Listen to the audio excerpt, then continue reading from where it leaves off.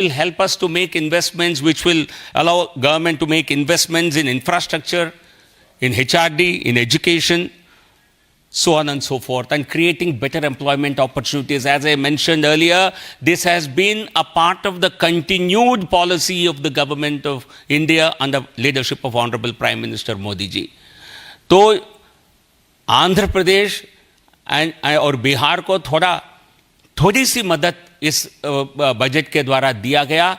ये कांग्रेस और इंडी गठबंधन को क्यों इससे दर्द है, क्यों आप सह नहीं पा रहे हैं?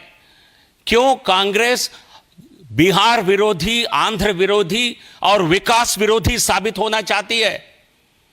क्या इंडी गठबंधन देश के किसी हिस्से को विकसित होते हुए क्या पचा नहीं सकती है? Is the Congress party unable to accept the fact that parts of the country which have not got development, they need some assistance, and if they are able to come up through this assistance, why does it pain the Congress party and Indy alliance? Is it because you are anti-development? Your entire politics depends only on hardcore politics and not based on any vision for development? Rahul Gandhi and Congress party must apologize. It's my demand. They must apologize to the people of Andhra Pradesh, to the people of Bihar, for making mockery of the budget, special budget announcements for these states.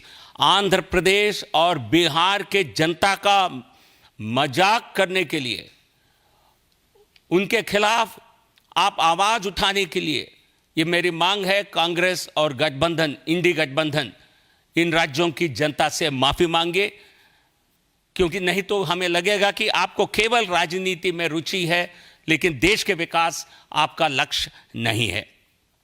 But the real problem I mentioned, the real problem for the Indy alliance and the Congress party is they were hoping that this government would not last very long.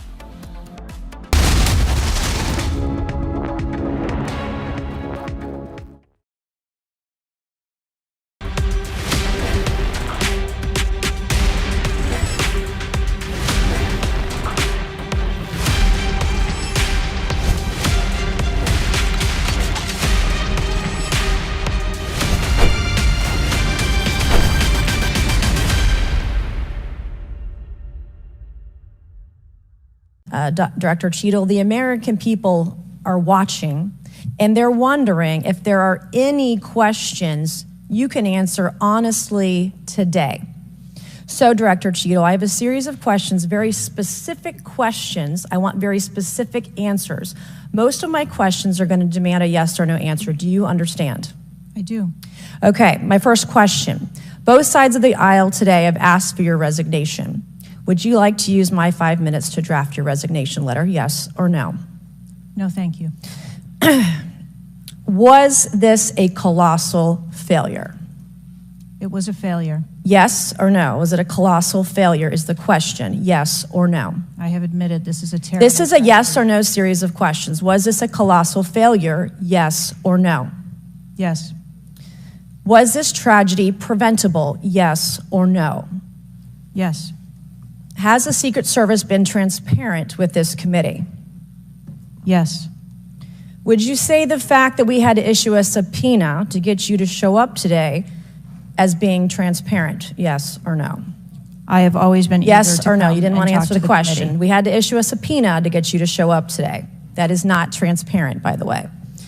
You stated earlier, Secret Service is not political. Is that correct? Yes. Okay, would you say leaking your opening statement to Punchbowl News, Politico's Playbook, and Washington Post several hours before you sent it to this committee as being political, yes or no? I have no idea how my statement got out.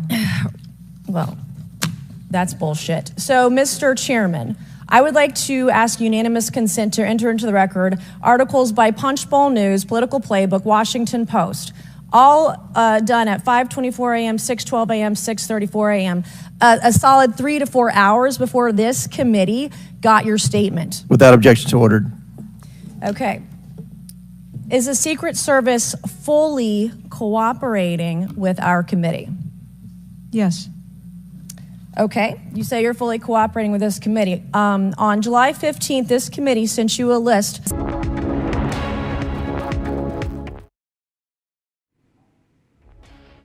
Hello, Moto. Motorola, India's best 5G smartphone brand. Getting you these images from Gujarat's Surat, where doors of both ends of Veer Kavi, Narmada Setu connecting sea closed due to heavy rainfall. Remember, an alert has already been issued by the authorities in the nearby areas for the evacuation.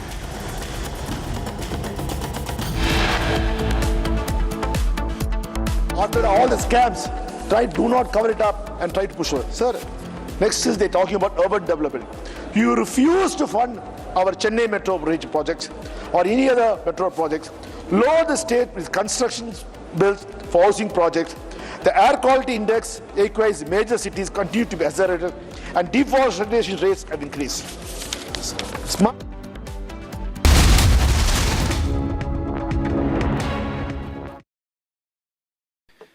Good morning. Today's hearing is for the American people who are seeking answers about the attempted assassination of President Trump. A little over a week ago, Americans watched in horror as a shooter attempted to assassinate President Donald J. Trump at a campaign rally in Butler, Pennsylvania. The gunman nearly succeeded. The bullet that struck President Trump's head was less than an inch from taking his life. President Trump survived, but one rallygoer, Corey Comparator, tragically did not.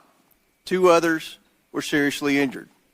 It was a horrifying moment in American history. The horror was exceeded only by the bravery of the law enforcement agents who threw themselves in harm's way when shots were fired. The bravery of a crowd unwavering in its refusal to panic, and the bravery of a bloody President Trump refusing to run. While we give overwhelming thanks to the individual Secret Service agents who did their jobs under immense pressure, this tragedy was preventable.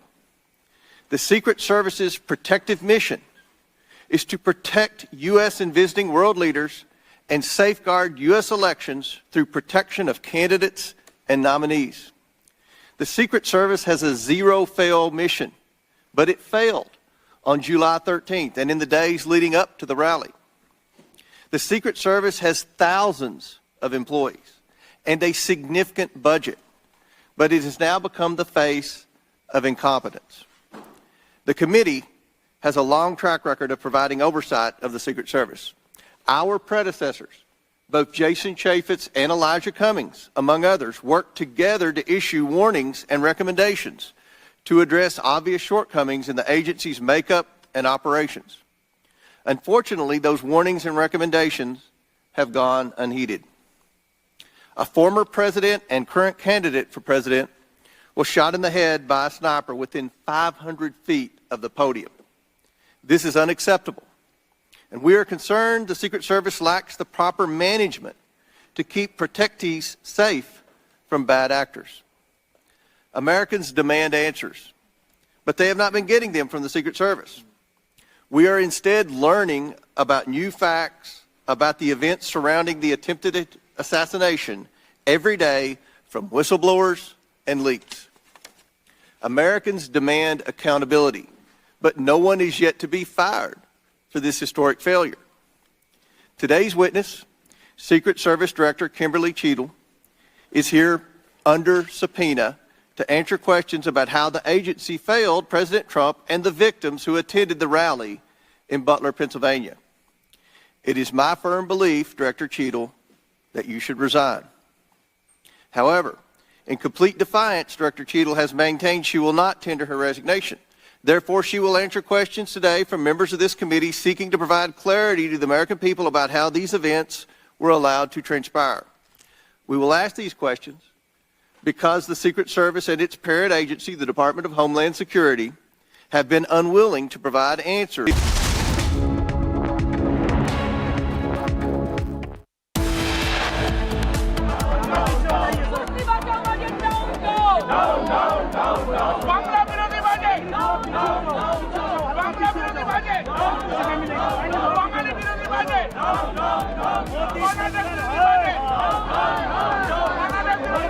No.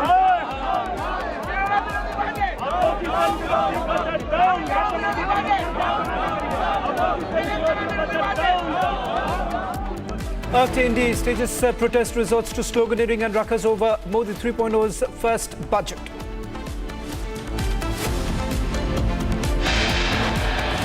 Big development in Malegaon blast investigation. Special NIA court begins final hearing.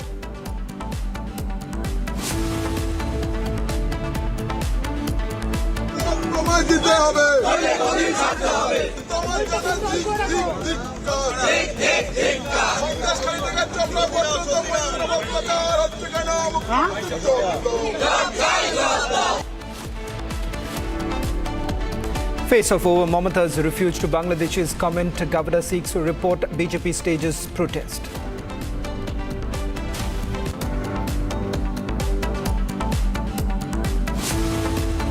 Amid massive showdown over NEET scam, Bihar Assembly passes anti-paper leak bill.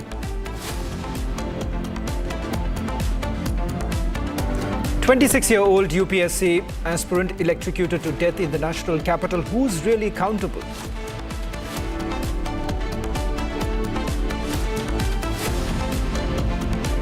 Plane crashes during takeoff in Kathmandu, Nepal. Media indicates 18 bodies recovered so far. Pilot has also been rescued.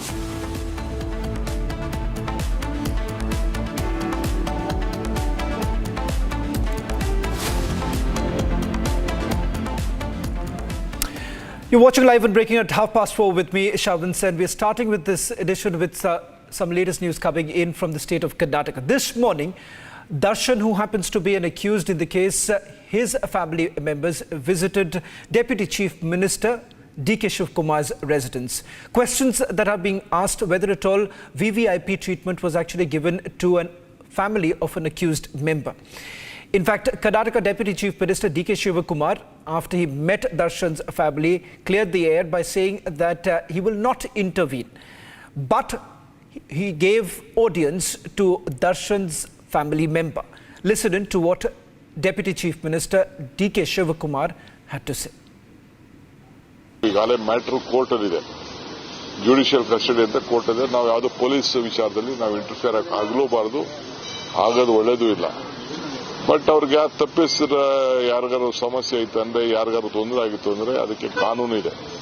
ಕಾನೂನು ಚೌಕಟ್ಟಿನಲ್ಲಿ ಏನ್ ಬೇಕಾದ್ರೂ ಆಗ್ಬೋದು. ಅದು ನಮ್ಗೆ ಅದೇನೇ ಸಮಸ್ಯೆ ಇದೆಯೋ ಅದನ್ನ ನನಗೆ ಇಂಟರ್ಫಿಯರ್ ಆಗಕ್ಕೆ ಇಷ್ಟ ಇಲ್ಲ. ನಾನು ಐ ಡೋಂಟ್ ವಾಂಟ್ ಟು ಇಂಟರ್ವ್ಯೂನ್. ನಾನು ಪೊಲೀಸ್ ವಿಚಾರದಲ್ಲಿ ಇಂಟರ್ವ್ಯೂನ್ ಆಗಕ್ಕೆ ನಾನು ತಯಾರಿಲ್ಲ. ಪಾಪ ಮಗುಗೆ ಏನಾದ್ರು ನನ್ನ ಕೈ ಸಹಾಯ ಮಾಡೋಕ್ಕಾದ್ರೆ ನಮ್ಮ ಪ್ರಿನ್ಸಿಪಾಲ್ಗೆ ಹೇಳ್ತೀನಿ, ಹೋಗಿ ಅವರು ತಾಯಿ ಮಗ ಇಬ್ರು ಹೋಗಿ ಭೇಟಿ ಮಾಡಿ. ಈಗಾಗಲೇ ಮ್ಯಾಟ್ರು ಕೋರ್ಟಲ್ಲಿದೆ, ಜುಡಿಷಿಯಲ್ ಕಸ್ಟಡಿ ಅಂತ ಕೋರ್ಟ್ ಇದೆ. ನಾವು ಯಾವುದೋ ಪೊಲೀಸ್ ವಿಚಾರದಲ್ಲಿ ನಾವು ಇಂಟರ್ಫಿಯರ್ ಆಗಲೂಬಾರದು, ಆಗೋದು ಒಳ್ಳೇದು ಇಲ್ಲ. ಬಟ್ ಅವ್ರಿಗೆ ತಪ್ಪಿಸಿದ ಯಾರಿಗಾರು ಸಮಸ್ಯೆ ಐತೆ ಅಂದ್ರೆ, ಯಾರಿಗಾರು ತೊಂದರೆ ಆಗಿತ್ತು ಅಂದ್ರೆ ಅದಕ್ಕೆ ಕಾನೂನು ಇದೆ. ಕಾನೂನು ಚೌಕಟ್ಟಿನಲ್ಲಿ ಏನ್ ಬೇಕಾದ್ರೂ ಆಗ್ಬೋದು. ಅದು ನಮ್ಗೆ ಅದೇನೇ ಸಮಸ್ಯೆ ಇದೆಯೋ ಅದನ್ನ ನನಗೆ ಇಂಟರ್ಫಿಯರ್ ಆಗಕ್ಕೆ ಇಷ್ಟ ಇಲ್ಲ. ನಾನು ಐ ಡೋಂಟ್ ವಾಂಟ್ ಟು ಇಂಟರ್ವ್ಯೂನ್. ನಾನು ಪೊಲೀಸ್ ವಿಚಾರದಲ್ಲಿ ಇಂಟರ್ವ್ಯೂನ್ ಆಗಕ್ಕೆ ನಾನು ತಯಾರಿಲ್ಲ. ಪಾಪ ಮಗುಗೆ ಏನಾದ್ರು ನನ್ನ ಕೈ ಸಹಾಯ ಮಾಡೋಕ್ಕಾದ್ರೆ ನಮ್ಮ ಪ್ರಿನ್ಸಿಪಾಲ್ಗೆ ಹೇಳ್ತೀನಿ, ಹೋಗಿ ಅವರು ತಾಯಿ ಮಗ ಇಬ್ರು ಹೋಗಿ ಭೇಟಿ ಮಾಡಿ. YSR Congress Chief and former Chief Minister Jagan Mohan Reddy has made a strong statement against what his party claims is escalating political violence. Now, at an event in Delhi's India International Centre, a photo and video exhibition highlighting the recent incidents of violence in Andhra Pradesh was inaugurated by Jagan Mohan Reddy. His party alleges targeted attacks on YSR-CP cadres, pointing fingers at the ruling TDP. Now, this protest comes amidst mounting tensions in the state. In fact, the TDP too has now hit out by saying that Jagan has no moral right to make any such assertions when over 2,000 of their workers were killed during his regime. YSR Congress Chief and former Andhra Chief Minister Jagan Mohan Reddy inaugurated the one-day photo and video exhibition at India International Centre. Putting photos of the recent spate of violence, the party alleged lawlessness in Andhra Pradesh. Jagan's party also claimed the targeted violence against YSR-CP cadres in the state. The former Andhra Chief Minister is protesting against political violence in the state. Jagan Reddy's protest comes amid heightened political tensions in Andhra Pradesh, with YSR-CP accusing the ruling TDP of orchestrating attacks on its members. You have a situation where more than 30 people have been murdered, where you have more than 300 people on whom you have assaults taken place, which led to attempt of murder, where you have more than 560 properties, private properties vandalized.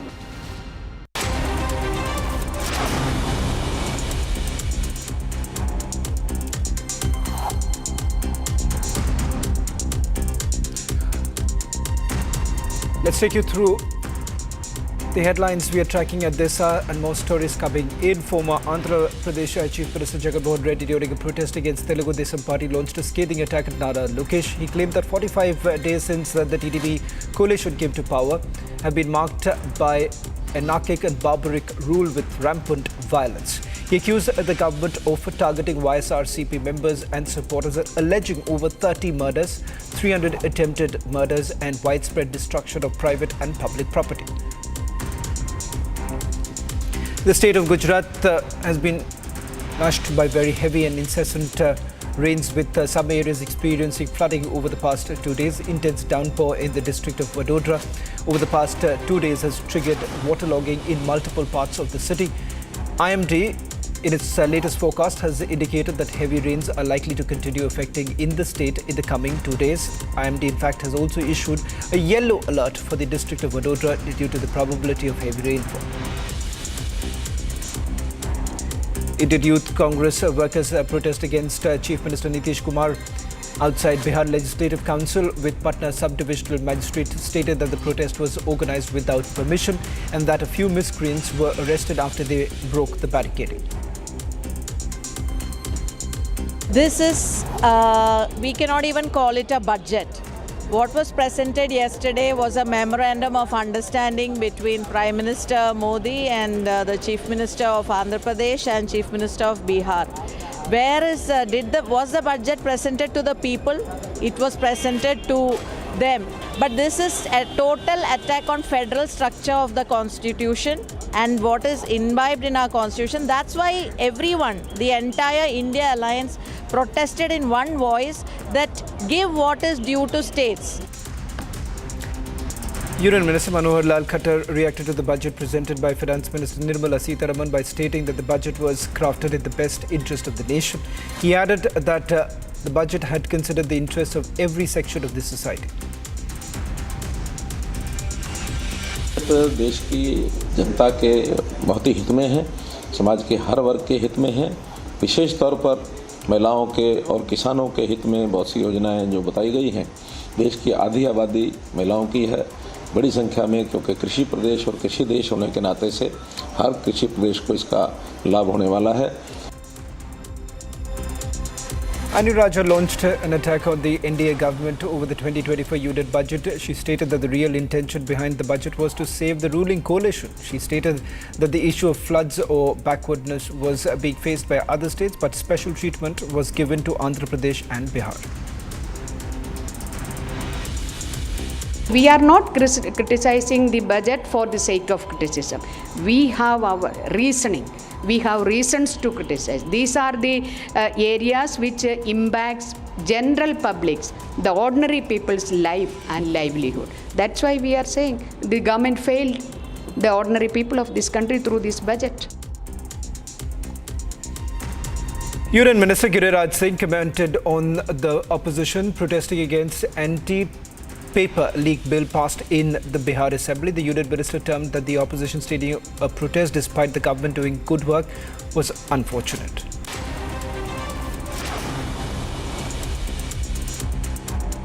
विपक्ष की परिभाषा आजकल बदल गई है। जहां राहुल गांधी केंद्र में विपक्ष में हों और वहां आरजेडी हो, तो विपक्ष की परिभाषा बदल गई है कि सरकार अच्छे काम भी करे तो विरोध करो। अगर पेपर लीक पर भी कोई वॉकआउट करे, ये दुर्भाग्यपूर्ण स्थिति है। IAS trainee Pooja Khedkar has been missing for the last 5 days, a claim that has now been made by the police. In fact, Pooja Khedkar, her phone has been switched off and efforts are essentially still being made to locate her. The disappearance has raised concerns, prompting an intensified search operation. In fact, she was also asked to appear before the IAS Academy. Let's take you through some of the details that is coming in with regards to the investigation that has been carried out. Let me quickly go across to my colleague Satya Prakash, who's getting us the details of the story. Satya Prakash, Pune police का कहना है कि पूजा खेडकर लापता है. इसके अलावा जो investigation की अगर बात करें तो इन्वेस्टिगेशन से आपको क्या पता चल रहा है? देखिए श्रवण, पूजा खेडकर वाशिम से निकली थी पुणे के लिए, लेकिन वह बीच में ही डाइवर्ट हो गई, पता नहीं चल पा रहा. 5 दिन हो गया है, अभी तक कुछ पता नहीं चल पा रहा है. पुणे पुलिस कहना है कि जो डीएम के खिलाफ कंप्लेंट फाइल हुआ है उस पर बयान दर्ज करना है. लगातार 2 नोटिस भेज चुकी है, लेकिन कुछ उनका पता नहीं चल पा रहा है. कोई लोकेशन ट्रेस नहीं हो पा रहा है, ना फ़ोन चालू है, ना व्हाट्सअप चालू है. साथ ही जो रिलेटिव हैं उनसे भी लगातार संपर्क करने की कोशिश किया जा रहा है कि पूजा खेडकर का कुछ पता चल पाए, लेकिन पूजा खेडकर कुछ पता नहीं चल पा रहा. जाँच की बात करें तो जो पूजा का जो ओबीसी के सर्टिफिकेट है, साथ ही जो दिव्यांग का सर्टिफिकेट है, दोनों चीज़ की जांच पुणे डीएम की तरफ से जांच किया जा रहा है. पुणे पुलिस जांच कर रही है. फिलहाल कहीं न कहीं पूजा खेडकर का अभी तक कुछ पता नहीं चल पा रहा है. दूसरी चीज़ ये कि दिल्ली पुलिस ने भी पुणे पुलिस से संपर्क किया है, क्योंकि दिल्ली में एफआईआर दर्ज हुआ है. तो इसको लेकर पुणे पुलिस लगातार पूजा खेडकर की तलाश कर रही है और बार बार ये कोशिश कर रही है कि पूजा खेडकर मिल जाएगा, उसका बयान दर्ज किया जाए, लेकिन पूजा खेडकर कुछ पता नहीं चल पा रहा, कोई ट्रेस नहीं हो पा रहा. तीसरी चीज़ ये है कि जो मसूरी में अकादमी में जाना था 23 तारीख को, वहाँ पे भी पूजा खेडकर नहीं पहुँची है और वहाँ पे रिपोर्ट करना था, लेकिन वहाँ पे भी नहीं पहुँची है. जी. Thank you very much, Satya Prakash, for getting us the latest details. A claim that has now been made by the police remains to be seen. How exactly did the police really not act on the very day when the searches were carried out? Hello, Moto. Motorola, India's best 5G smartphone brand. Sitharaman government boycotts Niti Aayog meeting chaired by Prime Minister Modi over the neglect of the state in the union budget. Mass email campaign launched against Karnataka government's move to increase the working hours for IT employees to 14 hours a day. Mega face-off in Parliament over NEET scam. BJP indeed train guns at each other over pan-India paper leak allegations. BRS MLAs stage walkout of the Telangana Assembly, raising slogans against rising unemployment in the state.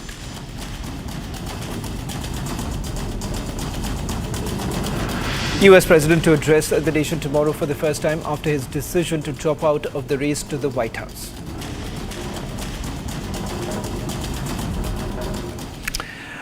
Nepal is reeling from yet another aviation tragedy that has claimed 18 lives in a devastating plane crash at Tribhuvan International Airport in Kathmandu. The incident was reported around 11 o'clock this morning when a Pokhara-bound flight tragically ended in flames shortly after takeoff, leaving behind a scene of profound loss and sorrow. In fact, this happens to be the 73rd such incident to have taken place since 1962. Remember, as far as the Tribhuvan airport is concerned, it is considered to be one of the most tricky airports for pilots flying over that region. Take a look at this report.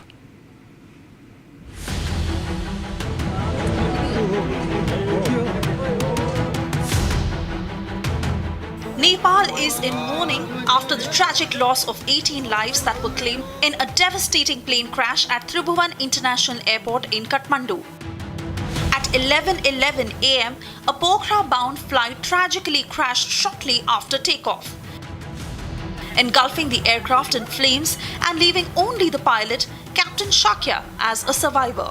Eyewitnesses captured chilling footage of the aircraft losing control and crashing to the ground in a fiery spectacle. Rescue teams quickly mobilized to the scene, encountering a haunting sight of charred wreckage strewn across the crash site.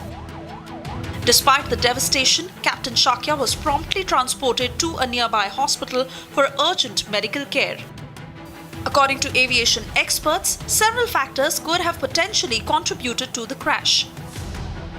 The challenges posed by tabletop runways, unpredictable crosswinds, and the risk of engine failure. Additionally, overloading of the aircraft can also be a critical factor leading to an accident like this. An inquiry is underway into the deadly crash.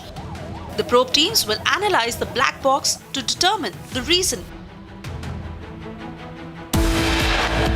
Massive anti-terror operation underway in Jammu and Kashmir's Kupwara district. One terrorist has been neutralized in the ongoing operation and one Jawan is also injured. We'll get more on this after a very short break. Stay tuned. Keep watching the Republic TV.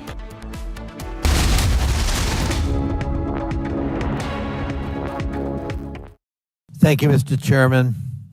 Well, I hope the American people do appreciate the incredible daily risks Secret Service agents take on our behalf. You mentioned there are 36 regular clients you've got that you protect constantly, but I was participating in the NATO summit just 2 weeks ago. We had 32 heads of government and heads of state, plus visiting heads of state and heads of government. Presumably you provided protection for all of them. That is correct. Just saying. Help us understand, however, I will stipulate that there's an ongoing investigation. You don't want to go into too much detail on that until you've been able to ascertain all the facts and analyze what they mean. You can understand, however, the anxiety we and the American public have about how could this happen and how can we ensure it can't recur. Now, there are some things my friends on one particular side of the aisle don't really want to talk about, like AR-15s and access to them by a 20-year-old, or anybody for that matter. Presumably, Director Cheadle, the ubiquity of weapons, guns in America, especially assault weapons or semi-automatic weapons, that's helped your job and the mission of your agencies, right? It's made it less complicated, isn't that true? I'm sorry, I'm not understanding your question. Real simple. More guns, especially dangerous ones, have made your job protecting people easier. Is that not right? I think from every Director Cheadle, this is simple English. More guns, do they make your job more complicated or less complicated in protecting these 36 clients and visiting heads of state and heads of government that come to Washington? I think the Secret Service needs to take into account. I didn't ask that. They're in. I'm sorry. I asked a simple question, which deserves a simple answer. The ubiquity of guns, dangerous weapons in America, like AR-15s, has that made your job, that is to say the mission of the Secret Service, easier or more difficult? I think the threat environment for protecting our Secret Service protectees is always difficult, and that's dynamic, and it's always evolving. We stipulate it's always difficult. Again, this is a simple one. Does the ubiquity of guns make your job easier or more difficult today? I understand the Second Amendment rights of individuals. I didn't ask that question. I'm not questioning the Second Amendment. I'm asking a simple analysis, Director Cheadle.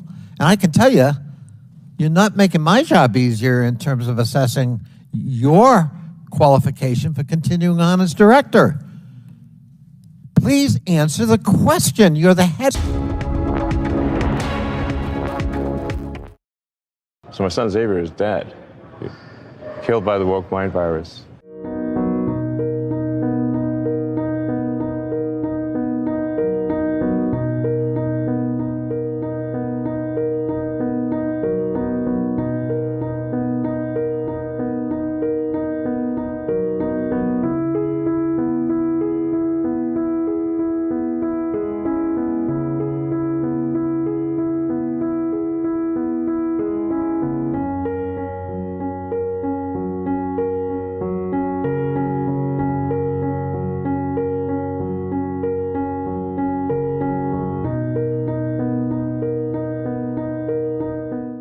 happened to one of my older boys, where I was essentially tricked into signing documents for one of my older boys, Xavier. This is before I had really any understanding of what was going on, and we had COVID going on, and so there was a lot of confusion. I was told, Xavier might commit suicide if he. That was a lie right from the outset. Incredibly evil, and I agree with you that people that have been promoting this should go to prison. So I was tricked into doing this, it wasn't explained to me that puberty blockers are actually just sterilization drugs.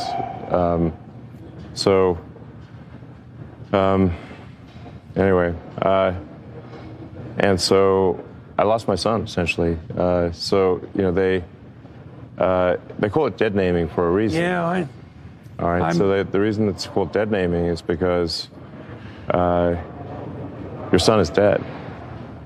So my son Xavier is dead, killed by the woke mind virus.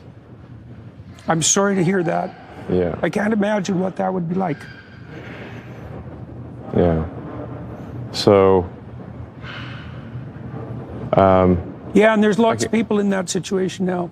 Right. It's not pretty, and lots of demolished kids. Yes. Yeah, well, that's a good reason to be the final straw. All right, so let's. So I vowed to destroy the woke mind virus after that, and we're making some progress. Join the club. Yeah.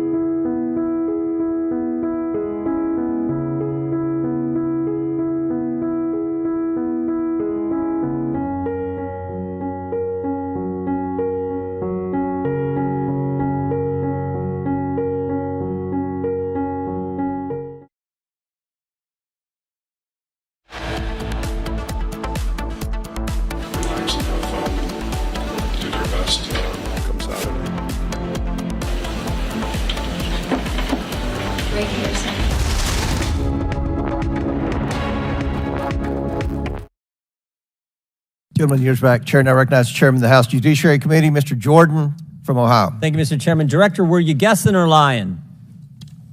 The day after President Trump is shot, Secret Service spokesman Anthony Guglielmi said, quote, "The assertion that a member of the former president's security team requested additional security resources that the U.S. Secret Service or the Department of Homeland Security rebuffed is absolutely false." The next day, Secretary Mayorkas said, "That is an unequivocally false assertion. We had not received any request for additional security measures that were rebuffed." But 5 days later, the Washington Post said this: top officials repeatedly rejected requests from Donald Trump's security detail for more personnel. The next day, the New York Times said this: Mr. Guglielmi acknowledged that the Secret Service had turned down some requests for additional federal security assets for Mr. Trump's detail. So which is it? Because both statements can't be true. Were you guessing or lying when you said you didn't turn down requests from President Trump's detail? Neither, sir, and I appreciate the question. Well, what were you doing? Because those statements don't jive. So what I can tell you is that for the event in Butler, there were no requests that were denied. As far as requests... Well, maybe they got tired of asking. Maybe you turned them down so darn much, they said, not worth asking. How many times did you turn them down ahead of that? I think that it is important to distinguish between what some people may view as a denial of an asset or a request. Well, is Mr. Guglielmi your spokesperson? He said he acknowledged the Secret Service had turned down some requests. I'm asking how many? A denial of a request does not equal a vulnerability. Well, tell me what it is. There are a number of ways that threats and risks can be mitigated with a number of different assets, whether that be through personnel, whether that be through technology or other resources. Well, tell the committee which it was. They asked for additional help in some form or another. You told them no. How many times did you tell them no, and what did you tell them no to? Again, I cannot speak to specific incidents, but I can tell you in general terms, the Secret Service is judicious with their resources based on... What does some requests mean? How many times? Some indicate requests is plural. So more than once they asked for additional help and you turned them down. What did they ask for and how many times did you turn them down? Pretty basic questions. So again, without having all of the details in front of me, sir, what I can tell you is that there are times... You didn't get briefed on how many times you turned down the Trump detail when they asked for additional help? I'm sorry. You didn't get briefed on that before you came to this hearing knowing you were going to get asked that question? What I can tell you is that in generic terms, when details make a request, there are times that there are alternate ways to cover off on that threat or that risk. But that's not what he said. He said they were denied certain requests, some requests. This is your spokesperson, not me talking. This is the Secret Service talking. And what a change from absolutely false, unequivocally false to, oh, by the way, there were some times where we didn't give them what they wanted. That's a huge change in 5 days. And the fact that you can't answer how many times you did that, that's pretty darn frustrating, not just for me, but for the country. I hear your frustration. Let me ask you this. Were any of those requests denied to President Trump's detail after you knew about the Iranian threat? What I can tell you... From Asia's largest news headquarters, setting the agenda for Bharat.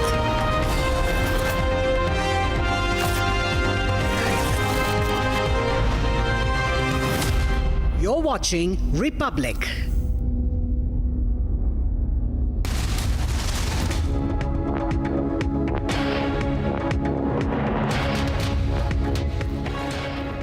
Very good evening and thank you for tuning in. You're watching Live and Breaking at 5 p.m. I'm Suesha Samant. As we continue to get you all the top stories, I'm joining you live from the newsroom where we tell you about the all-out politics over the budget. Also that very disheartening plane crash that claimed 18 lives. We tell you a lot more about it. First, a quick check of the headlines.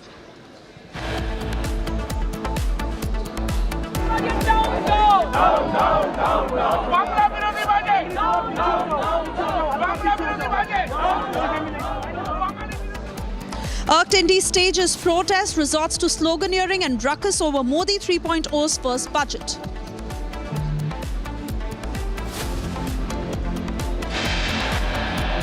Big development in the Malegaon blast investigation. Special NIA court begins final hearing.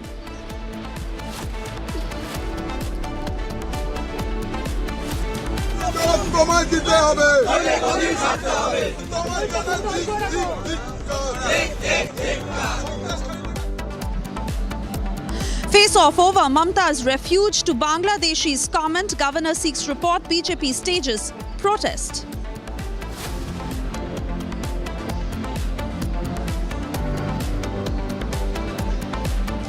Amid massive showdown over NEET scam, Bihar Assembly passes anti-paper leak bill.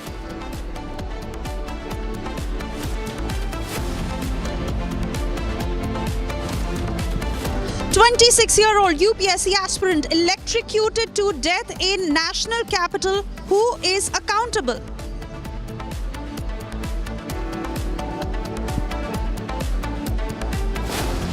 Plane crashes during takeoff in Kathmandu. Nepal media reports suggest 18 bodies recovered, pilot rescued.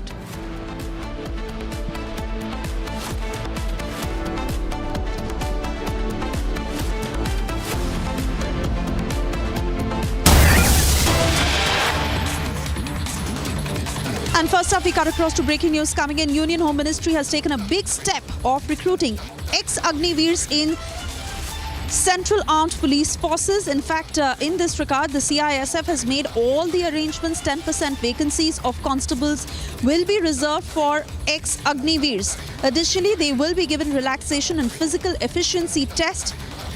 All arrangements to recruit ex-Agniveers in CRPF have been made. Agniveers will prove to be an asset as they have gained discipline while being in the army is what the CISF has said. From day one, we will have trained and disciplined personnel. The first Agniveers batch that will be offered 5 years is the statement coming in from the CISF. Let's listen in.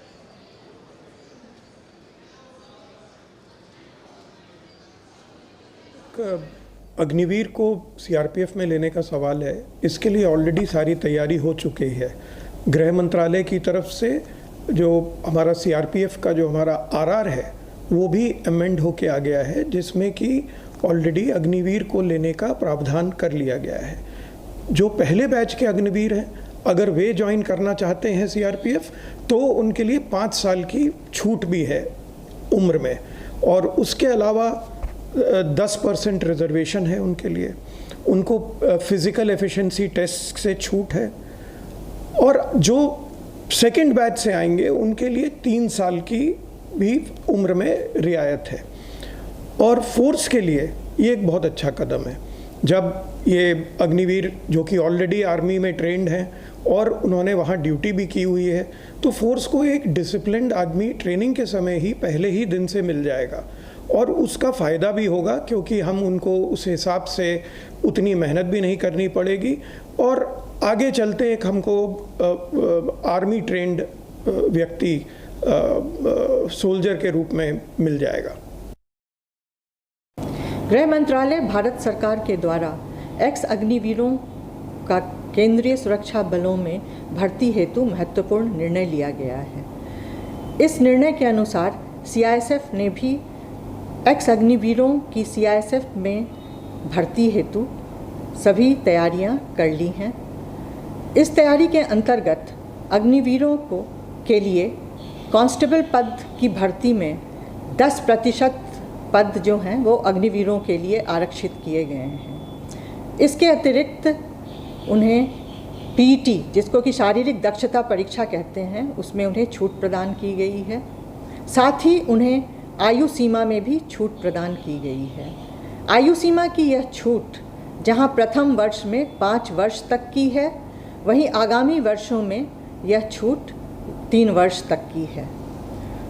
इन तैयारी के अंतर्गत अग्निवीर जो भी x Agniveer हैं वो समय पर इस व्यवस्था का लाभ उठाएंगे, यह सीआईएसएफ भी सुनिश्चित करेगी। 4 साल इन्होंने मशक्क़त की नौकरी की है, एक्सपीरियंस हासिल किया है, कड़े अनुशासन में रहे हैं, तो बीएसएफ के लिए एकदम अनुरूप हैं ये। तो एक तरह से हमको तैयार सोल्जर मिल रहे हैं जिनको हम बहुत शॉर्ट ट्रेनिंग करके जो इनको लोकल कैप्सूल्स इनको देने हैं वो देने के बाद हम इनको तुरंत सीमा पे तैनात करेंगे। सब बलों में इसका लाभ होगा जिसमें भी अग्निवीर जाएंगे। हम इसका इंतज़ार कर रहे हैं, जैसे ही आएंगे हम इनको तुरंत लेके और इनको जो है जो कन्वर्शन ट्रेनिंग है वो देने के बाद इनको तैनात करेंगे। जितनी हमारी वैकेंसीज़ होंगी उनका 10% इनके लिए रिज़र्व्ड होगा, आरक्षित होगा, और इनको एज की भी छूट है। जो पहला बैच है उसमें 5 साल का एज रिलैक्सेशन है, और जो अगले बैच आएंगे उनके लिए 3 साल का रिलैक्सेशन होगा। And cutting across to Gursimran, who joins us live on the broadcast. Very good evening, Gursimran. This is a big step taken by the Ministry of Home Affairs, and rather a positive one. Please take us through the details of how this will be executed, and can this finally put the politics over the Agniveer scheme to rest? Suisha, these three statements that have come from the chiefs of the BSF, Nitin Agarwal, CISF chief Naina Singh, and also the CRPF chief that has come, and in which Anish Dayal Singh has spoken about in length that how the Agniveers will be a big boost to the security forces. Because see what will happen, they will be the trained warriors that will be inducted in the force. This will not only help in the better coordination in the operations, the joint operations that the forces will carry, but one more thing that these Agniveers will already have a service experience in the intense of the challenging situations, because when they are with the Indian Army, they will be deployed on the line of control, they will be deployed on the international border, they will be deployed in the hinterland duties. That means they will have the experience of functioning and carrying out the operations in all atmosphere.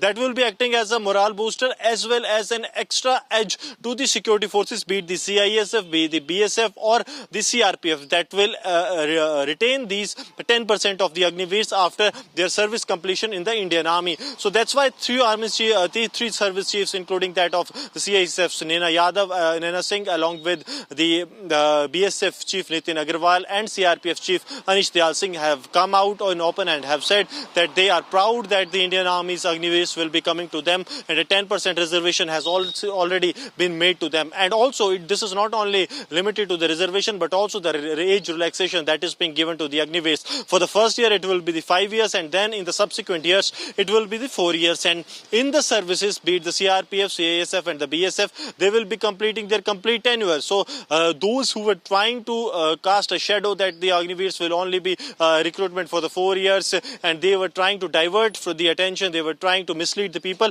this will also clear the air that all the services are open-handedly accepting the Agniveers. 3 services have already come out in open. That means 30% of the Agniveers have already been taken without the first batch being offered to the third services. So this is the exact scenario, and that's why every Central Armored Police Force wants these trained Agniveers who would have served in every possible atmosphere of the Indian Army to be part of them. Suisha.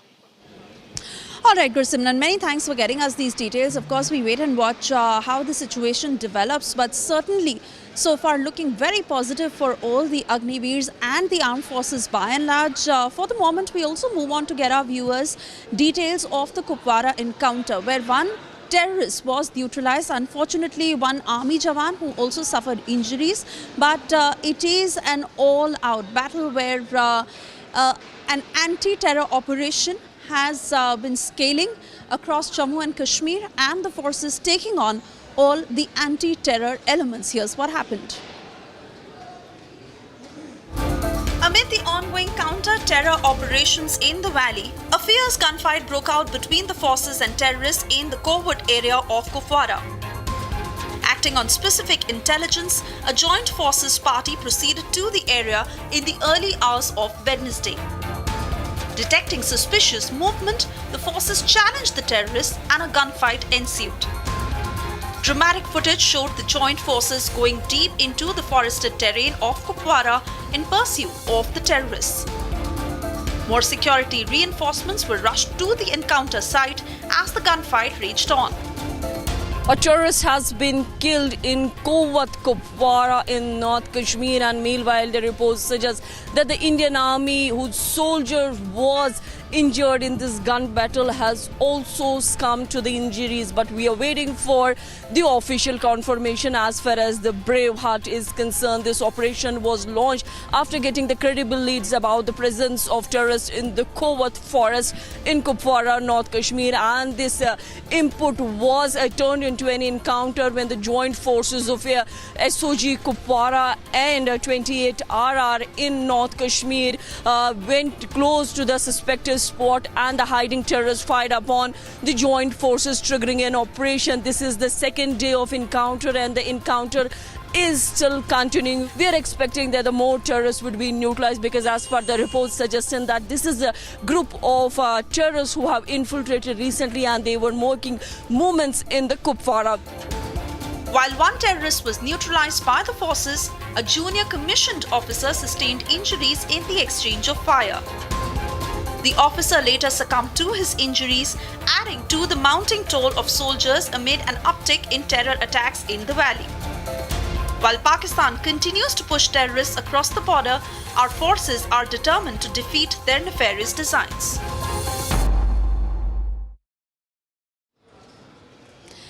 we now get you details of the preparations that are on in full swing ahead of the Kargil Vijay Divas, where the nation is all set to celebrate 25 years to the Kargil victory. Here's a report from Simla.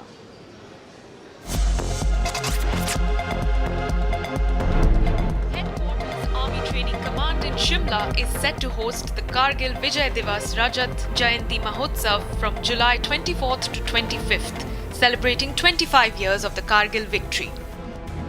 Events include an army weapons and equipment display, a free medical camp, and a Know Your Army exhibition to honor the bravery of Operation Vijay's heroes. Motivational talks by Gallantry Award winners and cultural presentations have also been arranged to educate young generations about the significance of Kargil Vijay Divas and the valor of Indian forces. The celebration further features poetry recitals by school children, a pipe and symphony band, and various stalls offering information on joining the Indian Army. Prime Minister Narendra Modi is also set to visit Dras on July 26th to mark the 25th anniversary of Kargil Vijay Divas. The event, open to the public, aims to rekindle the spirit of bravery and sacrifice displayed during the Kargil War, which ended on July 26, 1999. And another case of civil apathy that came to light from the national capital. Extremely unfortunate, as this young 26-year-old was a civil services aspirant. The incident that happened near the Patel Nagar metro station, where he went on to touch a black gate during the rains, and because of the exposed wires, the gate that electrocuted him and led to his death. When he was taken to a nearby hospital, he was declared dead. Here's what happened, and what is worse is that no accountability has come to light. Water locking incident because of the heavy rainfall in the national capital. After that, what happened that the boy touched this iron gate at that point of time, and that time what happened that the low hanging wires, naked wires, got touched through this iron rod, in which there was electric current, and when he touched that electric pole, at that time the incident took place, in which he was taken to the after that he was taken to the RML hospital, where the doctors have declared him raw dead. And right now I'm joined by one of the eyewitnesses who was present at that point of time. अच्छा, मुझे ये बताइए, जब ये दुर्घटना घटी, कितने बजे की दुर्घटना है? लगभग 1-2 बज रहे होंगे अराउंड. बेसिकली मैं यहाँ से अपने घर जा रहा था, बारिश हो रही थी बहुत तेज़. तो राइट नाउ मैं उधर देखा कि बहुत ज़्यादा भीड़ लगी हुई है, और वो जो पर्सन था नीलेश जिसका नाम है, वो इस पे चिपके पड़े थे, बिल्कुल मुंह के उनका चिपका पड़ा था. हमने ये देखा था कि वो शायद से लेफ़्ट में ही आसपास लाइब्रेरी है, तो यहाँ पर पूरा वाटर मतलब पानी भरा पड़ा था, तो गेट को पकड़ के साइड से निकलने की कोशिश कर रहे होंगे. बट जो ये पोल्स की तार है यहाँ पर कोई चिपकी होगी या पानी के अंदर करंट होगा, तो जैसे उन्होंने गेट को जैसे पकड़ा तो उस पर एकदम से चिपक गए. और हमने भी उस टाइम पे कोशिश करी आसपास से डंडा ला के कि हम थोड़ा सा कोशिश करके हटा सके, बट पुलिस भी उस टाइम थी, पुलिस भी मना कर रही थी हमें यहाँ पर आने की. जिस वक्त ये दुर्घटना घटी उस वक्त क्या यहाँ पर बारिश का पानी लगा हुआ था? लगा पड़ा था, और जब तक फायर ब्रिगेड आई आधे घंटे तक कहीं भी बिजली नहीं काटी गई.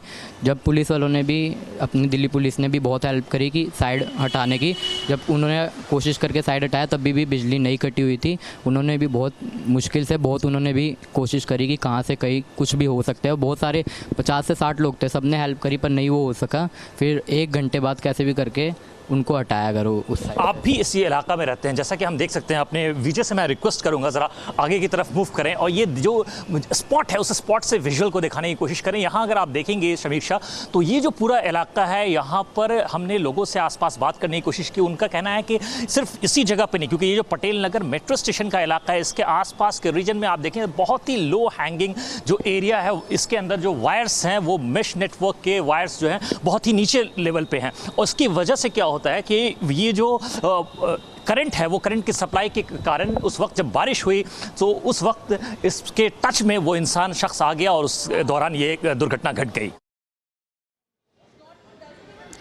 And even as accountability is sought in this case of civic apathy, it is the BJP that is mounting the attack against the Aam Aadmi Party government seeking answers. Here's what happened. 26 वर्षीय UPSC के aspirant Nilesh की मौत जो है वो negligence नहीं है, वो आपराधिक है और वो स्टेट स्पॉन्सर्ड हत्या है। जिस प्रकार से 26 वर्षीय नीलेश अपने पटेल नगर के इलाके में थोड़ी सी बारिश होती है, वाटर लॉगिंग हो जाती है, तो पानी के एक पडल से बचने के लिए वो गेट को छूते हैं और वहीं पर उनकी मौत हो जाती है बिजली के शॉक से, क्योंकि वहां की तारे जो लाइव तारे थी वो पानी के साथ। Right, so those are the reactions that are coming in as the BJP is blaming the Aam Aadmi Party over what has happened. And as we continue to get you more voices, let's also take a quick check of the other top stories making news from across the country. Bharat in 2 minutes. BJP to stage an overnight protest in Karnataka Assembly if permission is denied for Padyatra from Bengaluru to Mysuru to protest against the Muda scam. BJP plans Padyatra against CM Sitharaman for being a beneficiary in the scam and alleging discrepancies in allotment of plots. Bihar Public Examination Unfair Means Prevention Bill proposed by Vijay Chaudhary in the Bihar Assembly. Although this bill was to be tabled yesterday, it could not be introduced due to an opposition walkout. The state government has named it the Bihar Public Examination Prevention of Unfair Means Bill 2024. Youth killed a 24-year-old woman by slitting her throat inside a ladies' PG in Bengaluru. The woman was found with her throat slit inside that ladies' PG in Koramangala. The incident that is said to have taken place last night when an unidentified youth committed the act. A case has been registered in the closest police station. Renuka murder accused actor Darshan's family arrived at Karnataka Deputy Chief Minister D.K. Shivkumar's house. Darshan's wife Vijay Lakshmi and brother Dinkar were there and were followed by director Prem. The court has reserved its judgment in the Renuka murder case for the 25th of July.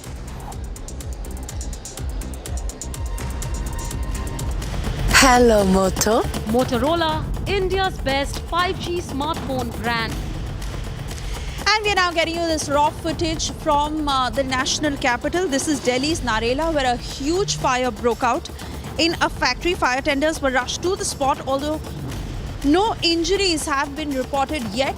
But a huge blaze that was witnessed in the sky after this fire that broke out in Narela. This is an industrial region where the fire broke out, and what exactly caused this fire is yet to be ascertained.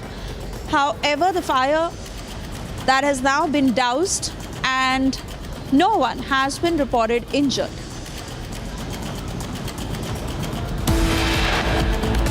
Enforcement Directorate in Jammu has arrested 2 operatives of Hizbul Mujahideen for narco-terror financing. Both have been identified as Fayaz Dar and Ashad Ahmed and are now being interrogated for actively helping the terrorists from the money minted from the narco sale. We'll be continuing with this rolling coverage right after this short break on Republic TV.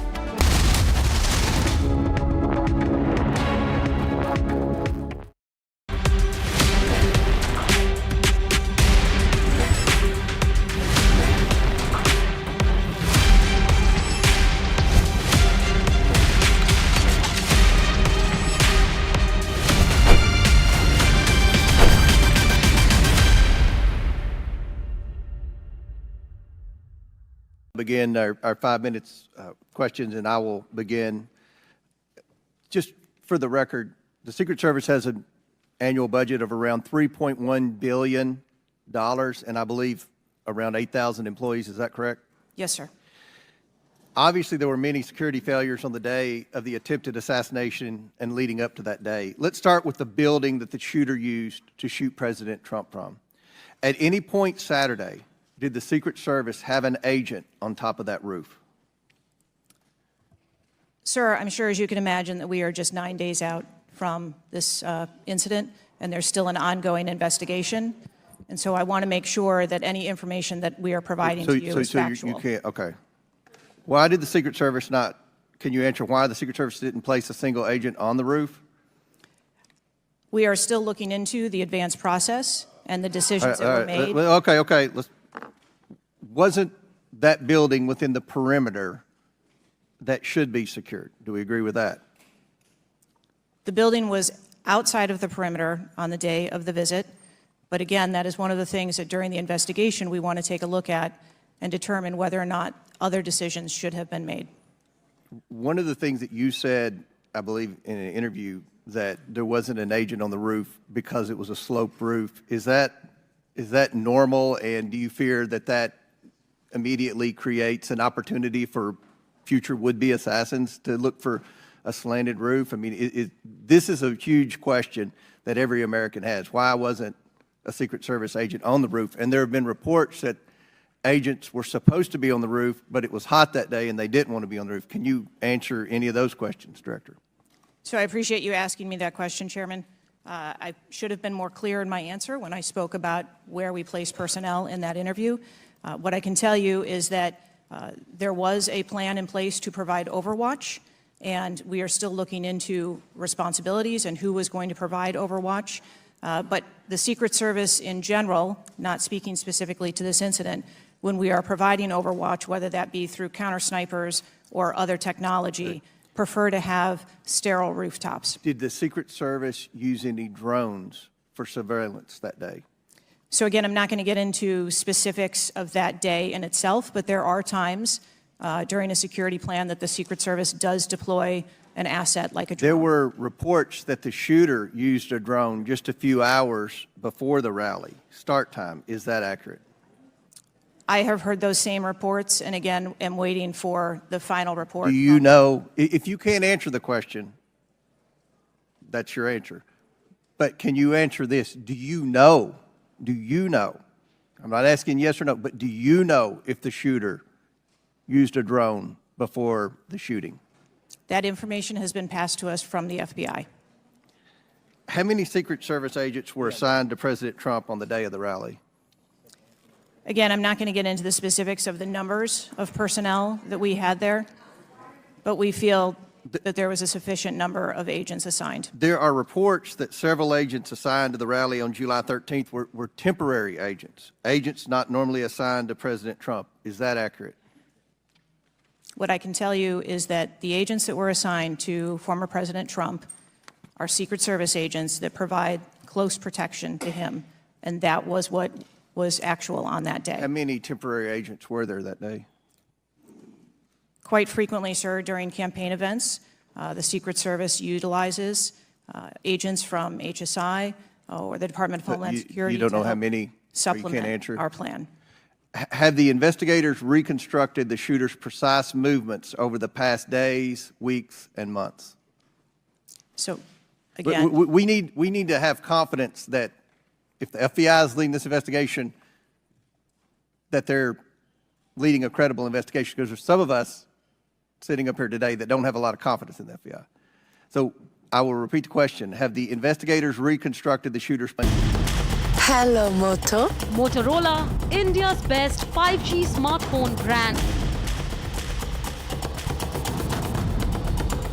And this is news coming in from Mumbai, where a massive fire broke out this morning at a high-rise building in Jogeshwari. 4 people suffered injuries in this fire. They were rushed to a nearby hospital. The fire was later brought under control after hours of firefighting operation. But a massive fire that was witnessed in a high-rise in Jogeshwari. On the silver jubilee of Vijay Kargil Divas, let's take time out to honor the memory of our gallant soldiers who made the ultimate sacrifice of protecting our borders. Their unwavering dedication to duty and love for the country shall forever be etched in our hearts.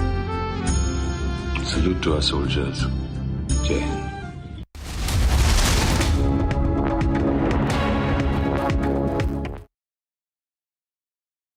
Mr. Chairman.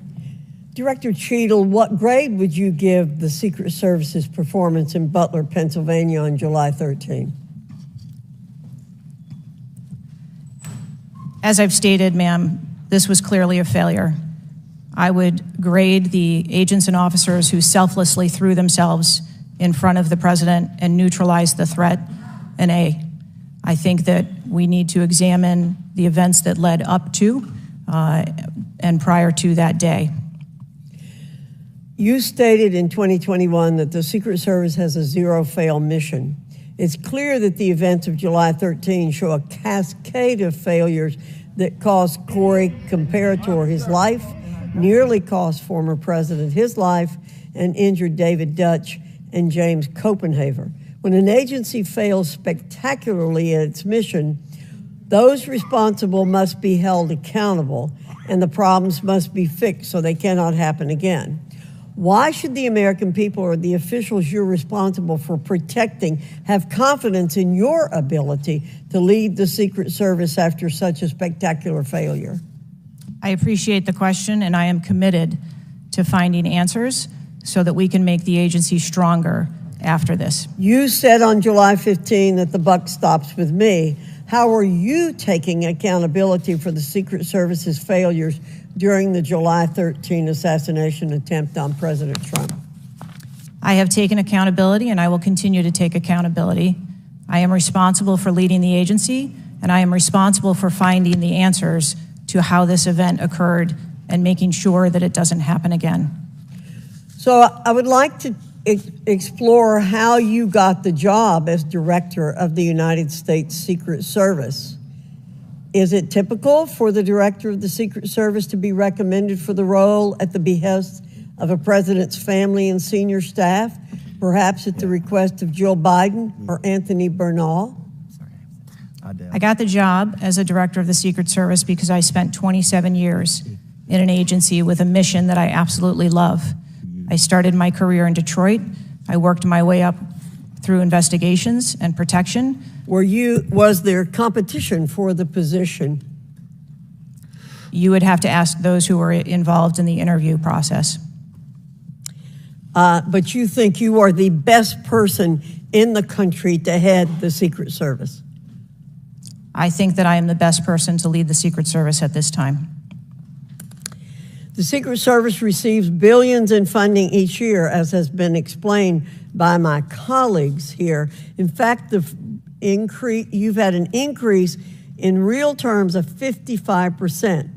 As you're no doubt aware, staffing levels for those assigned to protect the president, former presidents, and other senior officials has decreased by about 350 between 2014 and today. Clearly, a lack of financial resources not to blame for the staffing shortage.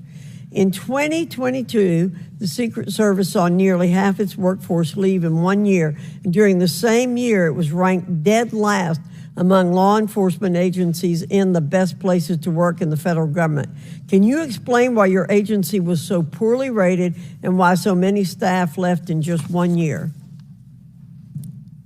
So with all due respect, I dispute the statistic of half of the employees leaving in 2022. I think that has been inaccurate data that's been reported out there. But what I can tell you is, as I have returned as the director of the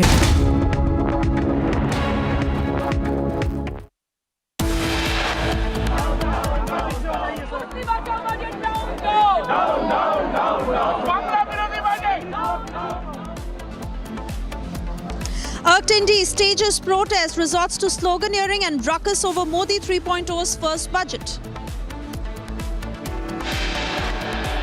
Big development in the Maligaon blast investigation. Special NIA court begins final hearing.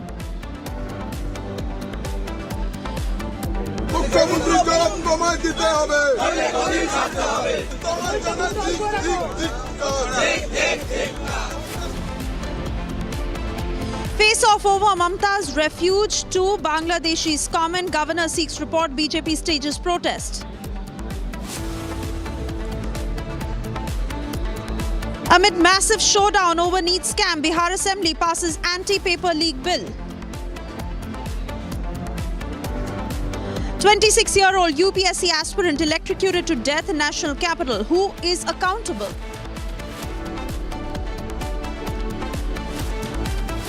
Plane crashes during takeoff in Kathmandu. Nepal media reports suggest 18 bodies recovered, pilot rescued.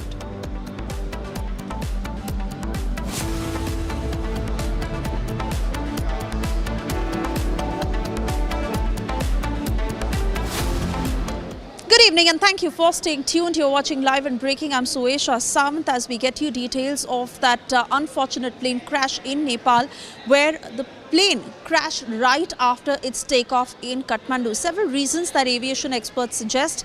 18 lives that were lost in this plane crash, only with the pilot who managed to survive.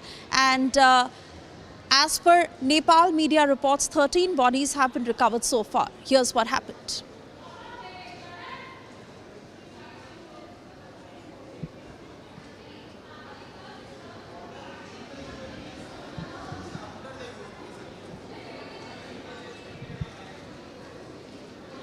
All right, so these are the pictures right after the crash and rescue operations that were initiated soon after, where the plane crashed right after its takeoff, literally within a few minutes, where those on the runway could see fumes of the fire that broke out right after the crash, and the black box that has now been taken into possession, where the reason for this crash will be ascertained. Although aviation experts do suggest why this crash could have taken place, but unfortunately 18 lives were lost in this crash and only the pilot who managed to survive.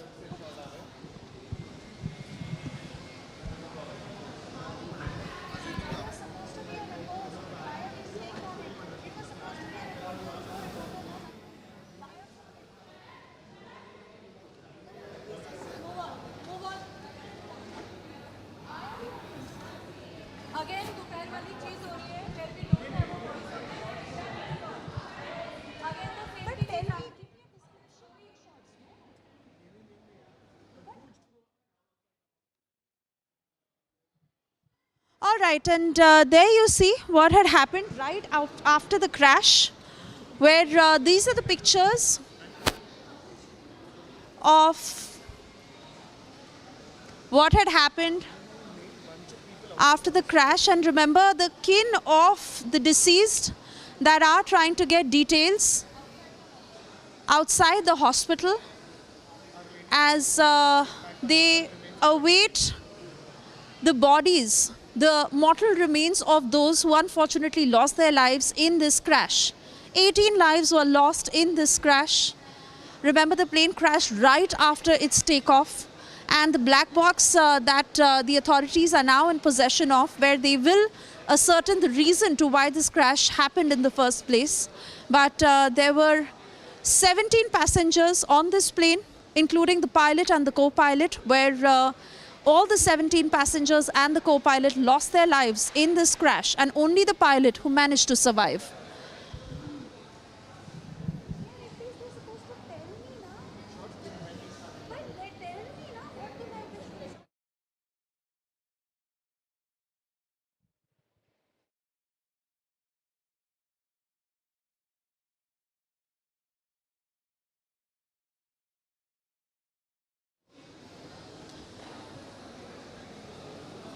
We now shift our focus to the Renuka Swami murder case, where remember, the matter is sub judice. But another development that happened with regards to actor Darshan, who is in jail right now. His family, who went on to meet Deputy Chief Minister of Karnataka, D.K. Shivakumar, and the meeting that happened in closed doors, where even the close aides of the Deputy Chief Minister or the family were not allowed when this meeting happened. Now, D.K. Shivakumar soon after released a statement saying that the law will certainly take its own course, and it was not the case that was discussed between both the sides. But while this statement is something will play out, here's what happened. Judicial custody ಅಂತ court ಇದೆ. ನಾವು ಯಾವುದೋ police ವಿಚಾರದಲ್ಲಿ ನಾವು interfere ಆಗಲೂಬಾರದು, ಆಗೋದು ಒಳ್ಳೇದು ಇಲ್ಲ. But ಅವ್ರಿಗೆ ತಪ್ಪಿಸಿದ ಯಾರಿಗಾರು ಸಮಸ್ಯೆ ಐತೆ ಅಂದ್ರೆ, ಯಾರಿಗಾರು ತೊಂದರೆ ಆಗಿತ್ತು ಅಂದ್ರೆ ಅದಕ್ಕೆ ಕಾನೂನು ಇದೆ. ಕಾನೂನು ಚೌಕಟ್ಟಿನಲ್ಲಿ ಏನ್ ಬೇಕಾದ್ರೂ ಆಗ್ಬೋದು. ಅದು ನಮ್ಗೆ ಅದೇನೇ ಸಮಸ್ಯೆ ಇದೆಯೋ ಅದನ್ನ ನನಗೆ ಇಂಟರ್ಫಿಯರ್ ಆಗಕ್ಕೆ ಇಷ್ಟ ಇಲ್ಲ. ನಾನು ಐ ಡೋಂಟ್ ವಾಂಟ್ ಟು ಇಂಟರ್ವ್ಯೂನ್. ನಾನು ಪೊಲೀಸ್ ವಿಚಾರದಲ್ಲಿ ಇಂಟರ್ವ್ಯೂನ್ ಆಗಕ್ಕೆ ನಾನು ತಯಾರಿಲ್ಲ. ಪಾಪ ಮಗುಗೆ ಏನಾದ್ರು ನನ್ನ ಕೈಯಲ್ಲಿ ಸಹಾಯ ಮಾಡೋಕ್ಕಾದ್ರೆ ನಮ್ಮ ಪ್ರಿನ್ಸಿಪಾಲ್ಗೆ ಹೇಳ್ತೀನಿ, ಹೋಗಿ ಅವರು ತಾಯಿ ಮಗ ಇಬ್ರು ಹೋಗಿ ಭೇಟಿ ಮಾಡಿ. ಈಗಾಗಲೇ ಮ್ಯಾಟ್ರು ಕೋರ್ಟಲ್ಲಿದೆ, ಜುಡಿಷಿಯಲ್ ಕಸ್ಟಡಿ ಅಂತ ಕೋರ್ಟ್ ಇದೆ. ನಾವು ಯಾವುದೋ ಪೊಲೀಸ್ ವಿಚಾರದಲ್ಲಿ ನಾವು ಇಂಟರ್ಫಿಯರ್ ಆಗಲೂಬಾರದು, ಆಗೋದು ಒಳ್ಳೇದು ಇಲ್ಲ. ಬಟ್ ಅವ್ರಿಗೆ ತಪ್ಪಿಸಿದ ಯಾರಿಗಾರು ಸಮಸ್ಯೆ ಐತೆ ಅಂದ್ರೆ, ಯಾರಿಗಾರು ತೊಂದರೆ ಆಗಿತ್ತು ಅಂದ್ರೆ ಅದಕ್ಕೆ ಕಾನೂನು ಇದೆ. ಕಾನೂನು ಚೌಕಟ್ಟಿನಲ್ಲಿ ಏನ್ ಬೇಕಾದ್ರೂ ಆಗ್ಬೋದು. ಅದು ನಮ್ಗೆ ಅದೇನೇ ಸಮಸ್ಯೆ ಇದೆಯೋ ಅದು ನನಗೆ ಇಂಟರ್ಫಿಯರ್ ಆಗಕ್ಕೆ ಇಷ್ಟ ಇಲ್ಲ. ನಾನು ಐ ಡೋಂಟ್ ವಾಂಟ್ ಟು ಇಂಟರ್ವ್ಯೂನ್. ನಾನು ಪೊಲೀಸ್ ವಿಚಾರದಲ್ಲಿ ಇಂಟರ್ವ್ಯೂನ್ ಆಗಕ್ಕೆ ನಾನು ತಯಾರಿಲ್ಲ. ಪಾಪ ಮಗುಗೆ ಏನಾದ್ರು ನನ್ನ ಕೈಯಲ್ಲಿ ಸಹಾಯ ಮಾಡೋಕ್ಕಾದ್ರೆ ನಮ್ಮ ಪ್ರಿನ್ಸಿಪಾಲ್ಗೆ ಹೇಳ್ತೀನಿ, ಹೋಗಿ ಅವರು ತಾಯಿ ಮಗ ಇಬ್ರು ಹೋಗಿ ಭೇಟಿ ಮಾಡಿ.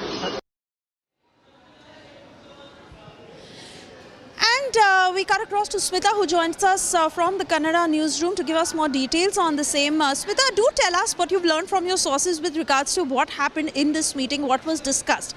Now, the version we know so far is that it was regarding actor Darshan's daughter's school admission in DK Shivakumar's school, and that is what both sides are maintaining. But given the fact that Darshan has a huge political clout and how he's tried to reach out to his political connections from day one in the Renukaswamy murder case, can one suspect more?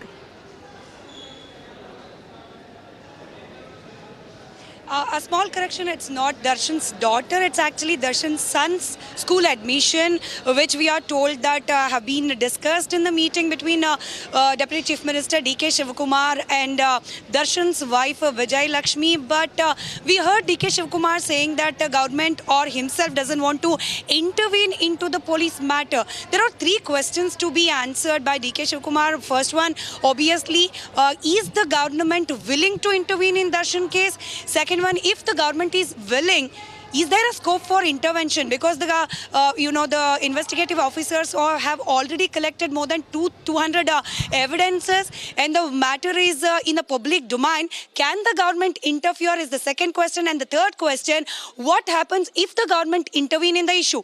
Already we are observing that the Congress-led government here in Karnataka is facing major troubles under Valmiki scam and also Muda scam. Now if the government or any representative from the government or the Congress party intervene in Darshan's issue, what effect or what message will it send to the public is the third and the largest question.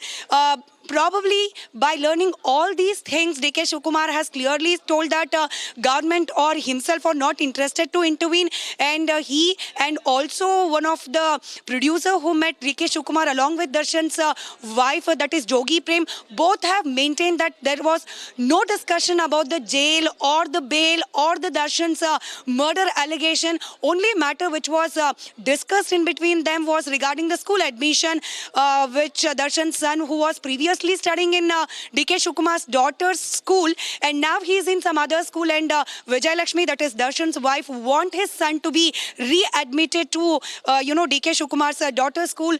So this is the matter which they have told in front of the media, that only the matter of school admission was discussed. Apart from that, there was no discussion about Darshan case. This is what we are getting to learn from the reactions. All right, Smita, many thanks for getting us those details. Of course, we'll wait and watch how the story develops, and most importantly, what the court announces as far as the Renukaswamy murder case is concerned. But for the moment, we move on to other stories that have been making news across the country. Bharat in 2 minutes.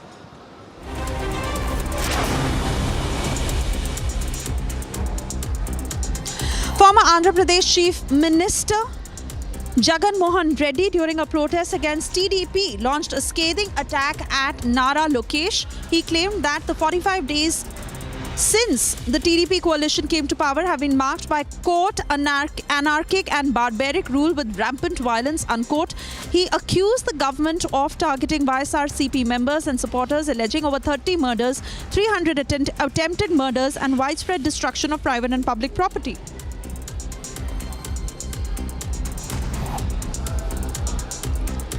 The state of Gujarat has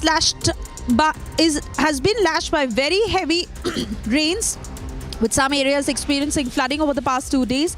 Intense downpour in the district of Vadodara over the past 2 days has triggered waterlogging in multiple parts of the city. IMD, in its latest forecast, has indicated that heavy rains are likely to continue affecting the state in the coming 2 days. IMD has issued a yellow alert for the district of Vadodara due to the probability of heavy rainfall.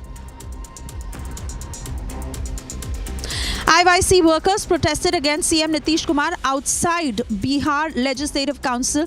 Patna Sub-Divisional Magistrate stated that the protest was organized without permission and that a few miscreants were arrested after they broke the barricading. This, we cannot even call it a budget.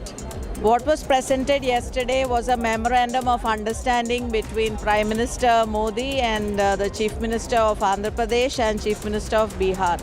Where is was the budget presented to the people? It was presented to them. But this is a total attack on federal structure of the Constitution and what is imbibed in our Constitution. That's why everyone, the entire India Alliance, protested in one voice that give what is due to states.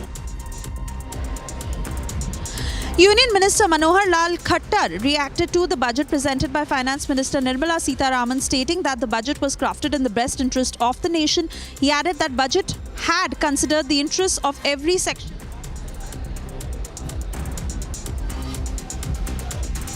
देश की जनता के बहुत ही हित में है, समाज के हर वर्ग के हित में है, विशेष तौर पर महिलाओं के और किसानों के हित में बहुत सी योजनाएं जो बताई गई हैं।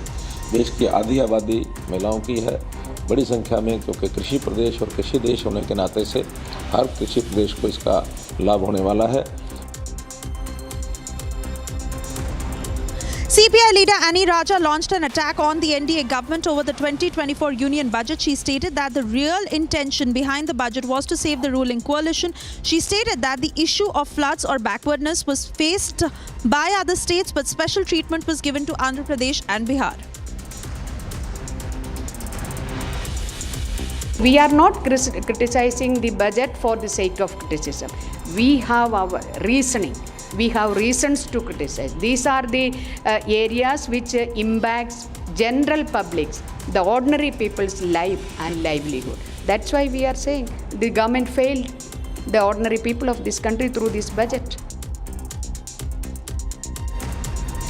Union Minister Giriraj Singh commented on the opposition protesting against anti-paper leak bill passed in the Bihar Assembly. Union Minister termed the opposition staging a protest despite the government doing good work as unfortunate.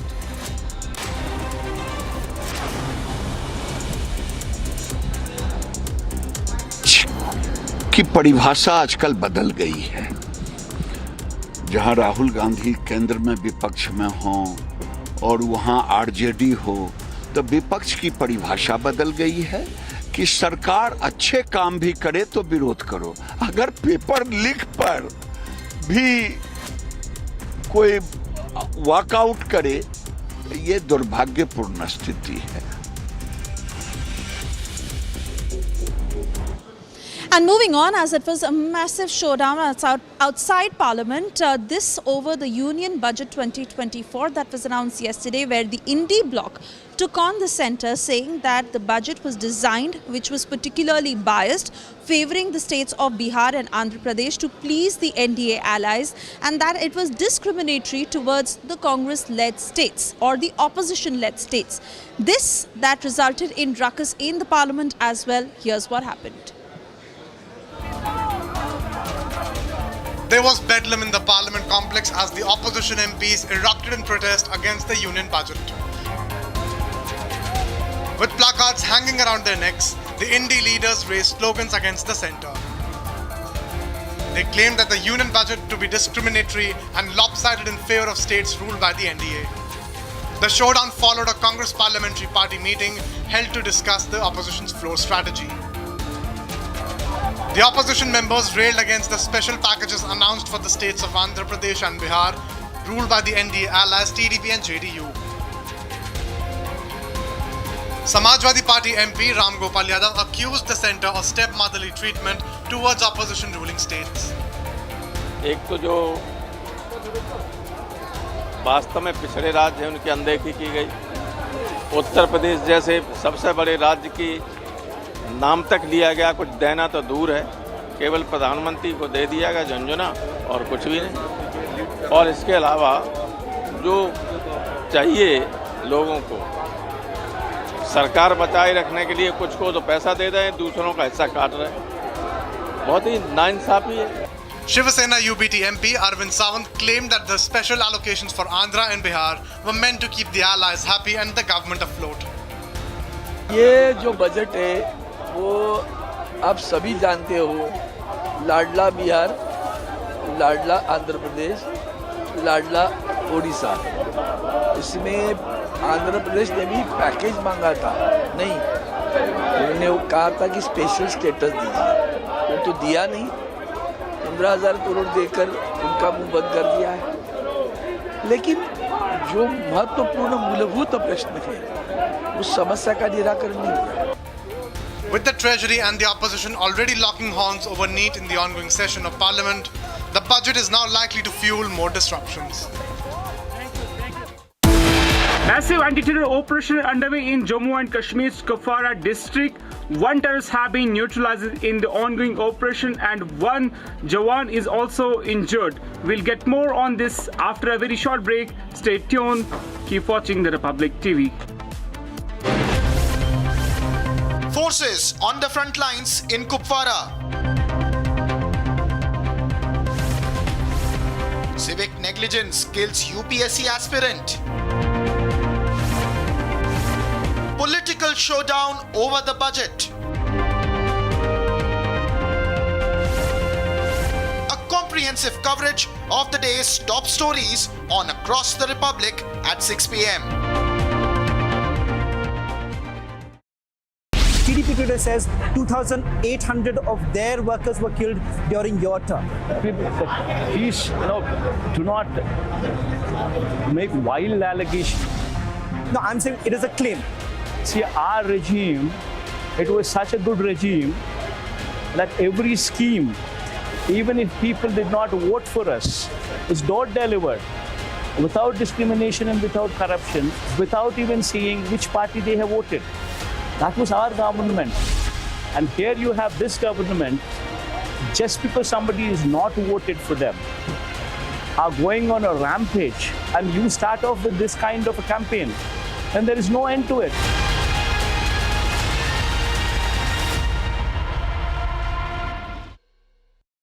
Affirm that the testimony that you are about to give is the truth, the whole truth, and nothing but the truth, so help you God. The Secret Service's solemn mission is to protect our nation's leaders. On July 13th, we failed. As a director of the United States Secret Service, I take full responsibility for any security lapse of our agency. We are fully cooperating with ongoing investigations. We must learn what happened, and I will move heaven and earth to ensure that an incident like July 13th does not happen again of the Secret Service in decades. And I am keeping him and his family in my thoughts. Let me state unequivocally, nothing I have said should be interpreted to place blame for this failure on our federal, state, or local law enforcement partners who supported the Secret Service in Butler. We could not do our job without them. We rely on the relationships built over years of working together to secure events and conduct investigations. Our agents, officers, and support personnel understand that every day we are expected to sacrifice our lives to execute a no-fail mission. Since January 1st, 2024, the Secret Service has successfully secured over 7,500. As witnessed on July 13th, our special agents shielded former President Trump with their own bodies on stage while shots were being fired. Selflessly willing to make the ultimate sacrifice without hesitation, I am proud beyond words of the actions taken by the former president's detail, the counter-sniper team who neutralized the gunman, and the tactical team who was prepared to act. I will be transparent as possible when I speak with you, understanding, though, at times that I may be limited in providing a thorough response in this open setting due to associated risks with sharing highly sensitive protective methodologies. I do not want to inadvertently provide you today with inaccurate information. One set of challenges and requires a customized mitigation strategy, including specific assets. The comprehensive advance process involves collaborative planning between our Secret Service, the protectees staff, local law enforcement partners, and the level of security provided for the former president increased well before the campaign and has been steadily increasing as threats evolve. The security plan included a full assessment of the Butler Farm showgrounds to identify security vulnerabilities and craft a security plan for the protectee, attendees, and the public. These layers include personnel, technical, and tactical assets. Immediately following the assassination attempt, I directed the activation of my crisis center. I assembled my executive team to begin surging more protective resources to the former president and to ensure the wellness of our people post-incident, all while securing an active crime scene. I immediately ordered a reevaluation of the Republican National Convention security plan, and I increased the security posture in the National Capital Region for all permanent protectees and sites. At the same time, I initiated a mission assurance investigation within our agency. I have instructed my team that all necessary resources will be dedicated to investigating these matters. We will not rest until we have explored every option, and we will leave no stone unturned. But I want to be clear, I am not waiting for these investigations to be completed prior to making changes. I know this because I have spent 29 years in this agency. I came up through. It is now more important than ever for the men and women of the Secret Service to remain resilient and to focus on what is necessary to carry out our critical mission. Our agency needs to be adequately resourced. Hello, Moto. Motorola, India's best 5G smartphone brand. And we get you this raw footage from Gujarat, Surat, where doors of both ends of Veer Kavi Narmad Setu connecting the sea were closed due to heavy rains that have lashed several parts across Gujarat, and waterlogging that has been reported in the low-lying areas. Surat that is completely inundated, and the doors of the Veer Kavi Narmad Setu have been closed.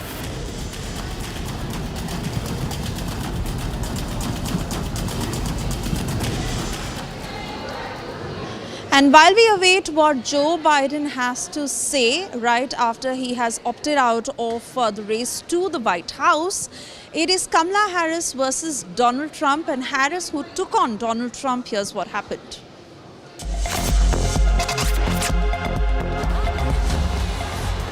In her first rally as a presidential candidate, U.S. Vice President Kamala Harris framed the race with Donald Trump as a choice between freedom and chaos.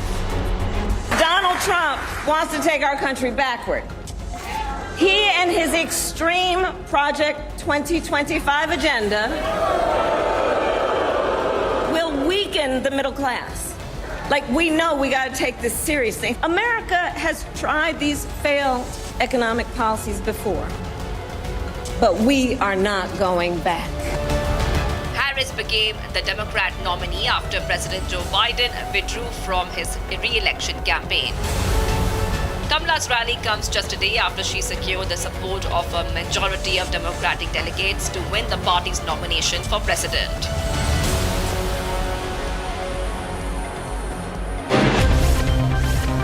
Forces on the front lines in Kupwara. Civic negligence kills UPSC aspirant. Political showdown over the budget. A comprehensive coverage of the day's top stories on Across the Republic at 6 p.m.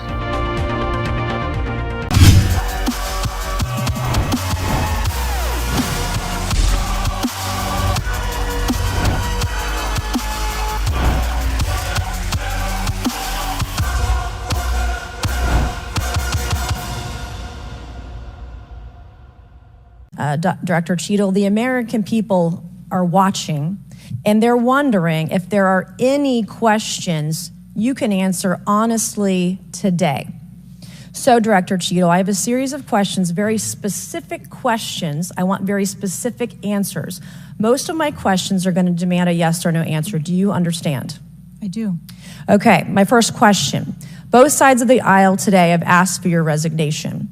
Would you like to use my 5 minutes to draft your resignation letter, yes or no? No, thank you. Was this a colossal failure? It was a failure. Yes or no? Was it a colossal failure is the question. Yes or no? I have admitted this is a terrible... This is a yes or no series of questions. Was this a colossal failure? Yes or no? Yes. Was this tragedy preventable? Yes or no? Yes. Has the Secret Service been transparent with this committee? Yes. Would you say the fact that we had to issue a subpoena to get you to show up today as being transparent? Yes or no? I have always been yes or no? You didn't want to talk answer to the question. committee. We had to issue a subpoena to get you to show up today. That is not transparent, by the way. You stated earlier, Secret Service is not political. Is that correct? Yes. Okay. Would you say leaking your opening statement to Punchbowl News, Politico's Playbook, and Washington Post several hours before you sent it to this committee as being political? Yes or no? I have no idea how my statement got out. Well, that's bullshit. So, Mr. Chairman, I would like to ask unanimous consent to enter into the record articles by Punchbowl News, Political Playbook, Washington Post, all done at 5:24 a.m., 6:12 a.m., 6:34 a.m., a solid 3 to 4 hours before this committee got your statement. Without objection, so ordered. Okay.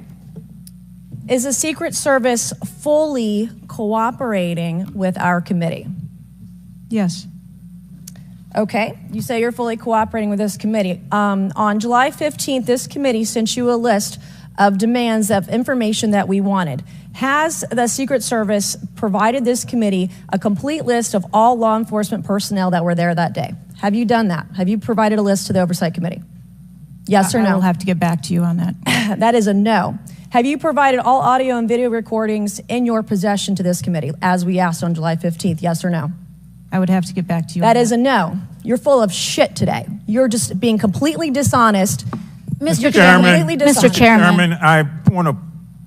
Come on. We have to maintain decorum in this committee, no matter how upset we get. Have you provided any and all memos to this committee that we've asked you on July 15th? Have you provided all memorandums within the Secret Service?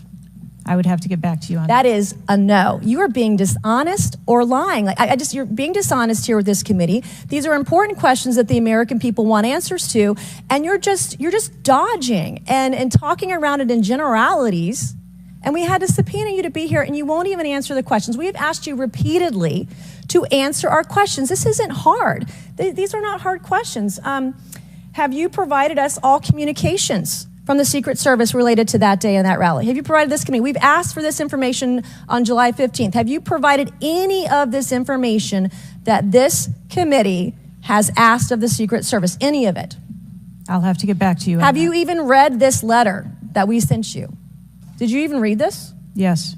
Okay. And you have said you don't know, you have no idea. Well, the answer is no. We haven't gotten a single document or piece of information or data from you or your agency in related to the rally that we have asked you for. So, was this attempted assassination of Donald Trump a failure of training or execution or both?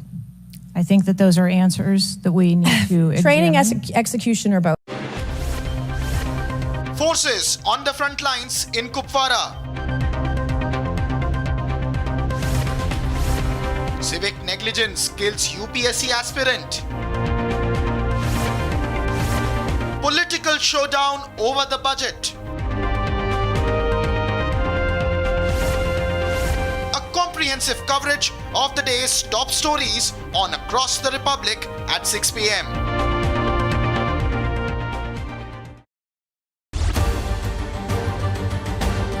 Artillery played a bigger role in Kargil War of 1999, the war between India and Pakistan, and was fought here in Kargil. What changed for India and turned the tide in favor of India was the Bofors gun. The Bofors that played a bigger role in neutralizing the terrorist bunkers and also giving cover to the military.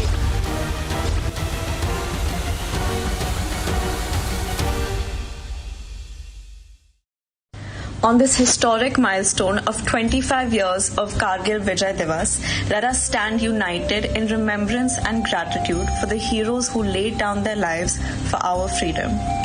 Their unwavering commitment to duty and sacrifice embodies the true spirit of our nation.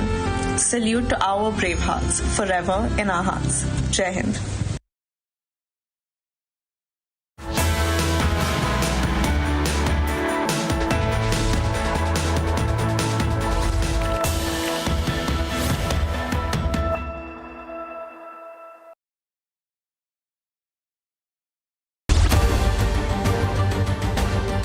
Artillery played a bigger role in Kargil War of 1999, the war between India and Pakistan, and was fought there in Kargil.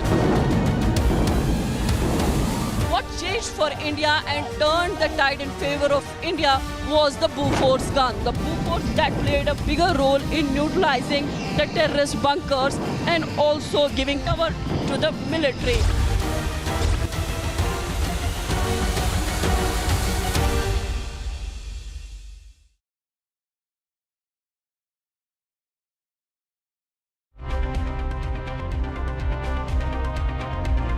मैं बहुत सम्मान देना चाहता हूं हमारे सारे कारगिल के युद्ध के वीरों को, उनके परिवारों को। आपकी वजह से हम सुरक्षित हैं, आपकी वजह से हम धन्य हैं। Thank you so much. आपको बहुत बहुत शुभकामनाएं, बहुत बहुत प्रार्थनाएं। जय Hind.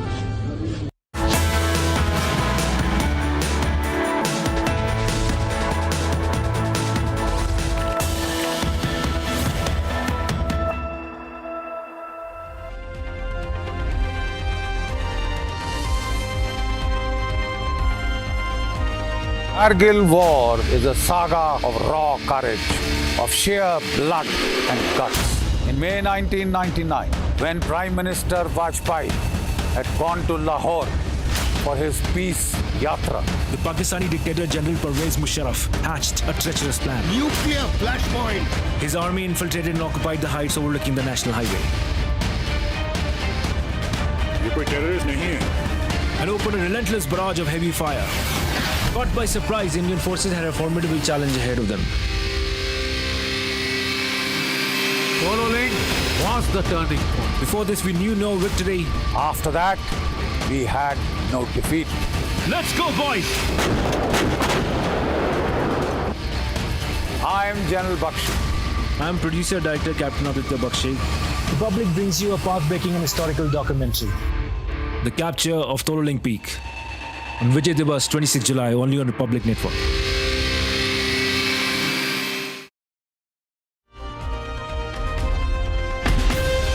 From Asia's largest news headquarters,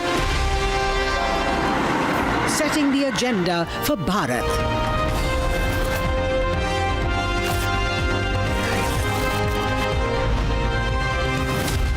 You're watching Republic.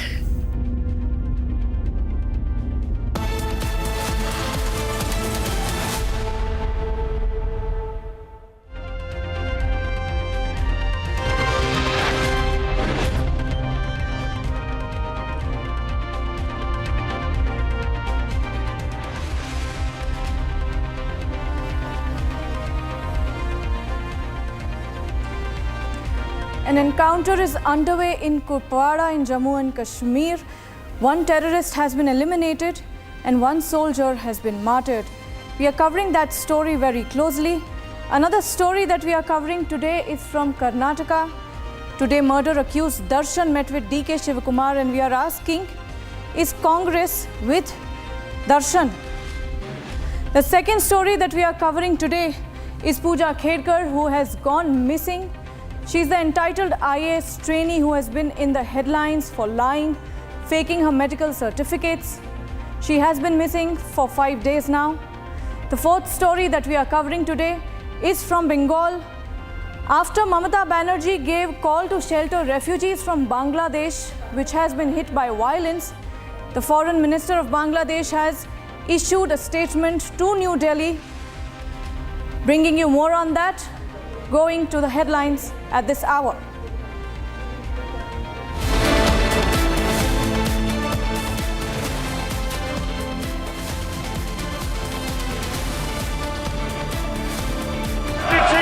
As a backward district, sir, in the lines of the law, with the Honorable Prime Minister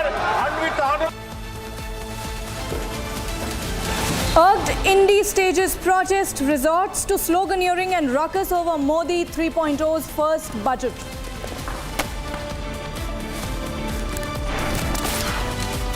Big development in Malegaon blast investigation. Special NIA court begins final hearing.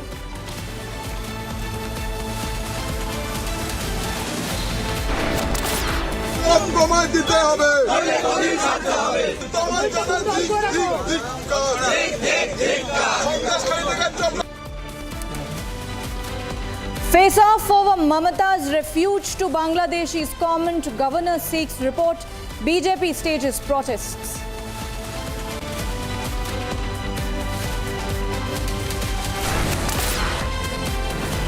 Bihar passes anti-paper leak NEET bill amid massive showdown over NEET scam. Bihar Assembly passes anti-paper leak bill.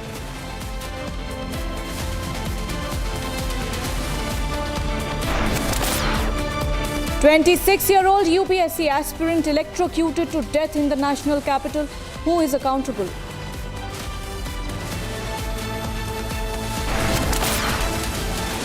Plane crashes during takeoff in Kathmandu. Nepal media reports suggest 18 bodies recovered, pilot rescued.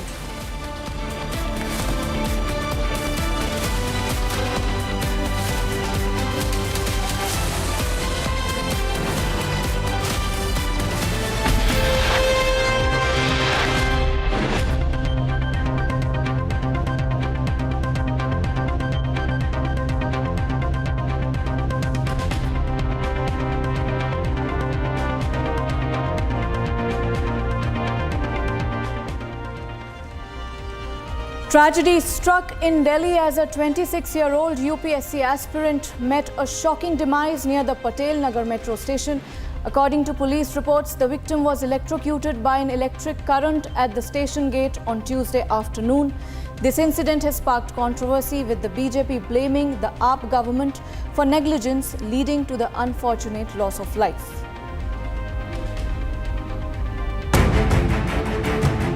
Civic apathy in the national capital has killed a youth. A 26-year-old UPSC aspirant identified as Nilesh Rai was electrocuted in Delhi. The shocking incident was reported on Tuesday afternoon near Patel Nagar metro station.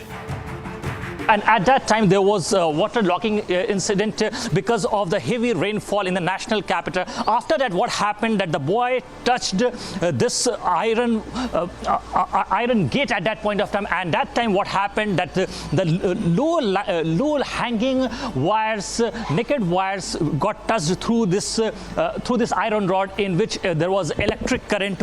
And when he touched that electric pole, at that time, the incident took place. And right now I'm joined by one of the eyewitnesses who was present at that point of time. अच्छा मुझे ये बताइए, जब ये दुर्घटना घटी कितने बजे की दुर्घटना है? लगभग 1-2 बज रहे होंगे अराउंड। बेसिकली मैं यहाँ से अपने घर जा रहा था, बारिश हो रही थी बहुत तेज़। तो राइट नाउ मैं उधर देखा कि बहुत ज़्यादा भीड़ लगी हुई है और वो जो पर्सन था नीलेश जिसका नाम है वो इस पे चिपके पड़े थे, बिल्कुल मुंह के उनका चिपका पड़ा था। हमने ये देखा था कि वो शायद से लेफ़्ट में आसपास लाइब्रेरी है, तो यहाँ पर पूरा वाटर मतलब पानी भरा पड़ा था, तो गेट को पकड़ के साइड से निकलने की कोशिश कर रहे होंगे। बट जो ये पोल्स की तार है यहाँ पर कोई चिपकी होगी या पानी के अंदर करंट होगा, तो जैसे उन्होंने गेट को जैसे पकड़ा तो उस पर एकदम से चिपक गए। और हमने भी उस टाइम पे कोशिश करी आसपास से डंडा ला के कि हम थोड़ा सा कोशिश करके हटा सके, बट पुलिस भी उस टाइम थी, पुलिस भी मना कर रही थी हमें यहाँ पर आने की। जिस वक्त ये दुर्घटना घटी उस वक्त क्या यहाँ पर बारिश का पानी लगा हुआ था? लगा पड़ा था, और जब तक फायर ब्रिगेड आई आधे घंटे तक कहीं भी बिजली नहीं काटी गई। जब पुलिस वालों ने भी, अपनी दिल्ली पुलिस ने भी बहुत हेल्प करी कि साइड हटाने की, जब उन्होंने कोशिश करके साइड हटाया तब भी बिजली नहीं कटी हुई थी। उन्होंने भी बहुत मुश्किल से उन्होंने भी कोशिश करी कि कहाँ से कहीं कुछ भी हो सकता है। बहुत सारे 50 से 60 लोग थे, सबने हेल्प करी पर नहीं वो हो सका। The civic apathy has now landed the AAP government.